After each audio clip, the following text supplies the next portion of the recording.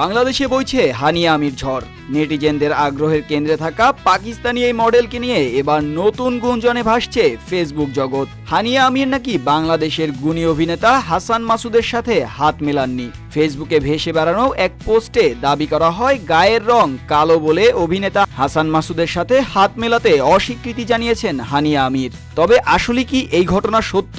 দেশের একটি জাতীয় দৈনিকে দেয়া সাক্ষাৎকারে হাসান মাসুদ জানিয়েছেন ঘটনার পুরোটাই মিথ্যা, এমন কোনো আয়োজনে তিনি ছিলেনই না। সোশ্যাল মিডিয়ায় ভেসে বেড়ানো এক ফেসবুক পোস্টে দাবি করা হয় শিল্পকলা একাডেমিতে হানিয়া আমিরের সাথে সৌজন্য সাক্ষাৎ করতে তারকাদের মিলন মেলা হয়। সেখানেই নাকি অভিনেতা হাসান মাসুদের সাথে হাত মেলাতে অস্বীকৃতি জানান হানিয়া আমির।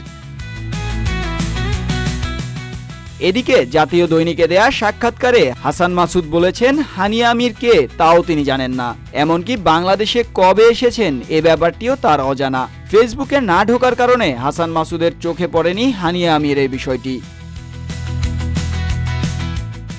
অভিনয় শিল্পী কিংবা মডেলদের নিয়ে নানা মুখরোচক কল্পকাহিনী হরহামেশাই দেখা যায় বাংলাদেশের সোশ্যাল মিডিয়ায়।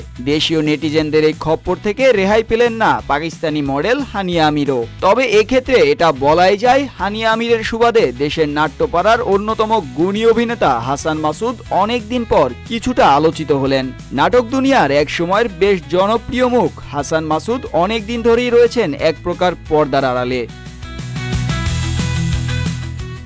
নেটিজেনদের এমন চর্চা হাসান মাসুদকে বিব্রত করেছে বলেও জানা যায় ওই সাক্ষাৎকার থেকে।